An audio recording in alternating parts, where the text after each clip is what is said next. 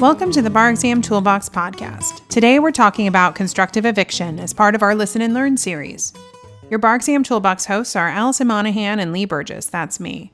We're here to demystify the bar exam experience so you can study effectively, stay sane, and hopefully pass and move on with your life. We're the co-creators of the Law School Toolbox, the Bar Exam Toolbox, and their career-related website, Career Dicta. Alison also runs the Girls Guide to Law School. If you enjoy the show, please leave a review on your favorite listening app and check out our sister podcast, the Law School Toolbox podcast. If you have any questions, don't hesitate to reach out to us. You can reach us via the contact form on barexamtoolbox.com, and we'd love to hear from you. And with that, let's get started.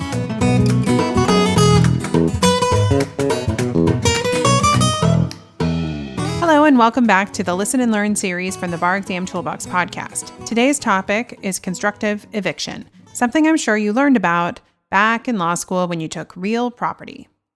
Now, in case your rule knowledge is a tiny bit fuzzy, let's recap. You probably already know what eviction means. It's when the homeowner or landlord kicks the person out who's living there. If your landlord literally kicks you out, that's pretty easy to identify. But what if the situation is murkier? What if they just act so terribly that you sort of wish you were evicted? That's where constructive eviction comes in. It's not quite a throw you out on the street eviction, but it's bad enough that the law considers it eviction and lets the plaintiff tenant recover damages. So let's get started. In property, there's an important law called the Implied Covenant of Quiet Enjoyment. You already know that covenant means promise, and this is basically a promise from the landlord that the tenant can peacefully use the property without the landlord interfering. It's called the Implied Covenant because it protects the tenant even if it's not written into the lease. So if you have a shady landlord who says this doesn't apply to your apartment lease, they're wrong. The Implied Covenant of Quiet Enjoyment is also part of both residential and commercial leases. That's why today we will be talking about both homes and offices. The distinction in the rules is important to keep in mind as you study for the bar because there is something else called the implied warranty of habitability, which can be easy to mix up. That promise only applies to residential leases. You can remember because habitability sounds a lot like someone is going to live on the premises. My point is that you need to keep these two doctrines separate in your outlines and on your essays. But on the exam, if you see a landlord-tenant type of situation, be looking out for facts that could trigger one or both of these doctrines because they often both come up in the same essay. Today we are limiting our discussion to constructive eviction, which is a breach of the Implied Covenant of Quiet Enjoyment. On an essay, your main header would be Implied Covenant of Quiet Enjoyment, and then you'd state your general rule. Next goes the subheader for constructive eviction, because that is a way to show the covenant has been breached. If you don't already have your attack plan set up, now is a good time to work on those. So let's go through our rule elements. There are 3 of them, nice and easy to number and remember. First, you need a substantial interference. Second, there needs to be notice from the tenant and the reasonable time period for the landlord to respond, then their failure to fix the problem. Third, the tenant has to vacate the premises within a reasonable amount of time after the landlord fails to remedy the situation. A lot of commercial bar outlines out there refer to these rule elements using the mnemonic SING. So that's a good way to remember your rule. If you want to claim constructive eviction, you have to SING: substantial, interference, notice, and goodbye. On the bar exam, you will probably be told when the tenant left and when the problem started. It can also be obvious that there was a problem worth complaining about. These facts are often stated right there in the fact pattern. What you usually need to argue back and forth over are things like the substantial element. Was the problem bad enough to be considered tantamount to eviction? You can also get some argumentation back and forth about the element of reasonableness. Did the tenant give the landlord enough of a chance to fix the issue before packing up and leaving? And remember, as we always say with a bar exam, your arguments come down to what the facts are giving you as clues. We will go through some examples of this in a minute. Okay, so what does interference by a landlord look like? What you're looking for here is a failure to fix something that is broken, like a heater or running water, or something overt like changing the locks, or even an ongoing issue like verbally harassing the tenant. Basically, anything the landlord is doing or failing to do that makes it hard for the tenant to enjoy the property they are renting. You can see even from the get-go that the surrounding facts are going to matter a lot. For example, if the elevator in a commercial building breaks and the tenant's office is on the 40th floor, that would be a much more serious problem than if the tenant happened to be on the first or second floor. If the heater is down and it's summer or somewhere with a hot climate, it's not such a big deal. If there's no heat and it's winter, that would cut in favor of the interference being more substantial under the first element of your rule. Bottom line here is that facts make all the difference, so use them as clues, and in your essays, always explain why they matter when you write your analysis. So let's get into some hypos. The first one is from the California Bar Exam's property essay from February 2012. We've omitted and made some really minor changes to some facts to keep the hypo focused on our constructive eviction issue. But I've got to say, this is one of my all-time favorite fact patterns based solely on how the landlord responds when confronted. You'll see what I mean. Donna was looking for a place to live. Perry owned a 2-story home with a second story available to lease. Donna and Perry signed a 2-year lease. Upon moving in, Donna discovered that the water in her shower became very hot if Perry ran water downstairs. When Donna complained to Perry about the shower and asked him to make repairs, Perry refused, saying, "I'll just make sure not to run the water when you're in the shower." Donna was not so happy and threatened to move out. Thereafter, every time Donna took a shower, Perry deliberately ran the water downstairs.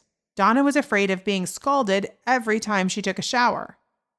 Perry also adopted a new diet featuring strong-smelling cheese. Donna told Perry that the smell of the cheese annoyed and nauseated her, and Perry replied, "Too bad, that's my diet now." After constantly smelling the cheese for 3 weeks, Donna decided to move out. So what claims may Donna raise? So can you see why I said this hypo was great? I love how Perry just shrugs and says, "Well, too bad, that's my diet now." And yes, that was in the real bar question. We didn't edit that in. Okay, so we need to use the 3 rule elements for constructive eviction. First, what was Perry doing that Donna can try and argue was such a substantial interference that it effectively kicked her out of her apartment? There were 2 things going on here, right? The hot water and the cheese. On the bar, you should always take each event or related grouping of events in turn and walk through your rule elements. So let's try it together. First element is substantial interference. Let's look at the hot water first. Do you think it is an interference that Donna's water got hot when Perry ran his water? Well, probably. Was it a substantial interference, though? Well, if she was afraid of being burned every time she took a shower, that sounds pretty serious. So this element is pretty easy to check off. The next element, notice. And remember, the notice here means the tenant did something about the problem, gave the landlord a chance to fix it, and he didn't. Did that happen here? Well, we know Donna told Perry about the hot water problem because the facts gave us that. We are also told that Perry refused to fix the issue, so we know there was notice and the landlord did nothing. That checks off some parts of element number 2. Now, what about reasonableness? We don't know the precise day that Donna moved in and exactly when she told Perry about the problem. The fact pattern didn't give us any dates to use, but we have a clue towards the end when it says after 2 weeks. This is not just a background fact, it's a clue for you to use. So since we know Donna told Perry about the shower before that time, she must have waited around 2 weeks at the very least before leaving. Is that a reasonable time? Well, probably. It could have been a different story if Perry responded in another way, saying, "Oh, wow, I'm sorry, I'll get that fixed right away."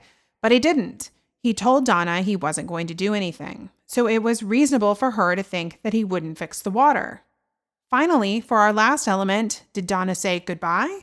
Yes, she did. This one is easily checked off. There's nothing to argue, so you'd want to get through this part very quickly.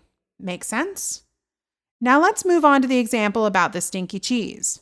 What's your first rule element? Substantial interference. The interference was the smell of the cheese. The question is whether it meets the hurdle of being substantial. Well, what do you think? On one hand, the facts tell us that Donna was annoyed and nauseated by the smell, and it was bad enough that she moved out. I mean, that sounds like a pretty substantial problem. I mean, seriously, how nasty was the cheese he was eating? On the other hand, we could dig even deeper into the facts. Perry lives downstairs and his cheese is so incredibly strong that Donna can smell it through the walls or the windows or whatever and get sick? I mean, that seems a little strange. Note there's a reason the fact pattern says cheese and not something more noxious.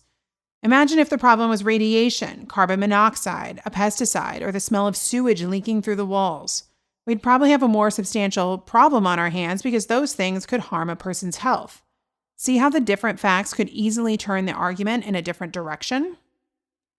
However, what we are dealing with is food, and not even rotten food, cheese that is perfectly fine for Perry to eat. The only problem is Donna happens to think it is gross. When you read through fact patterns, see if you can visualize the scene playing out in real life and give it your gut instinct response. For example, if your friend told you they moved out because their neighbor's cheese smelled terrible, that would seem super weird, right? It's more likely that Donna is the problem here. Maybe she's just too sensitive. Again, what is or is not a substantial interference is going to be based on what a normal, reasonable person would think. So Donna probably doesn't pass the first element of the rule when it comes to the cheese. The bad smell was an interference, but it wasn't a substantial enough interference. Should we stop at the analysis there? No. On your bar essays, you should always continue on and hit the remaining rule elements. Did Donna give Perry notice and a chance to fix the problem? Yes, Donna told Perry the cheese annoyed and nauseated her. But did he do anything? Nope. All he said was, "That's my diet now. Deal with it." Did Donna say goodbye after giving Perry a reasonable time to solve the issue? Yes, she did. She endured the bad cheese smell for 3 weeks and then left. These elements are easily met. You can see how most of the discussion about the cheese centers around that first element, about substantial interference. That's where most of the facts were in the fact pattern. That means that's where more points are when you write analysis. That is where you want to argue both sides because there are facts to allow you to do that. Now let's go through another hypo, and this one is from a property essay on the July 2007 bar exam in California. But again, we've shortened it up a bit so it fits our issue for today. Larry leased in writing to Tanya a 4-bedroom office suite at a rent of $500 payable monthly in advance. The lease commenced in July. In November, Tanya experienced several issues. Elevator service and running water were interrupted once, heating was interrupted twice, and electrical service was interrupted on 3 occasions. These services were interrupted for periods of time lasting from 1 day to 1 week. On December 5th, the heat, electrical, and running water services were interrupted and not restored until December 12th. In each instance, Tanya immediately complained to Larry, who told Tanya that he was aware of the problems and was doing all he could to repair them. On December 12th, Tanya orally told Larry that she was terminating her lease on February 28, 2007, because the constant interruptions of service made it impossible for her to conduct her business. She picked the February 28th termination date to give herself ample opportunity to locate alternative office space. Tanya vacated the suite on February 28th, even though between December 12th and February 28th, there were no longer any problems with the leased premises. So what causes of action can Tanya bring against Larry? So first things first, this was a commercial lease since it was for an office suite.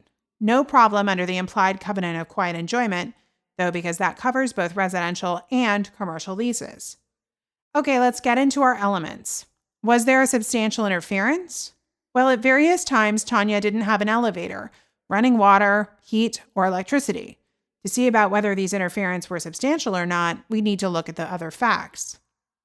First, the office was on the 12th floor, which means that the elevator is probably important. No client is going to walk up 12 flights of stairs. What about running water? Well, there aren't facts specifically about how this affected Tanya's business, but we know that this is an office, which means there presumably needs to be water to flush toilets, wash hands, and maybe even make coffee.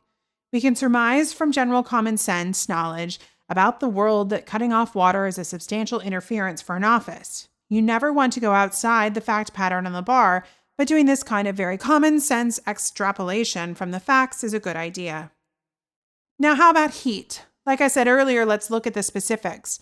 We don't know where this office is located. Maybe the climate was warm, but we do know the heat was shut off in November and December, which means it was winter. That means we can surmise that it was likely cold.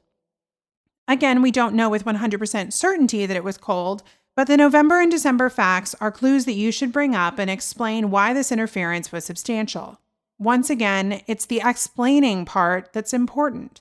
If you just say it was November, so the interference was substantial, that doesn't cut it. You need to piece the analysis together by spelling it out more. For example, it was November, which means it was winter and likely cold, which shows more of a substantial interference not to have a heater. Well, that really explains your reasoning. So finally, what about electricity? Same thing as with the water. All businesses probably need electricity to run their computers, lights, and phones. Again, there's nothing in the facts about computers, lights, and phones, but you can make this logical leap because it is very common for businesses to need computers, lights, and phones. So this one is easy to check off. The interference of having no electricity would be substantial.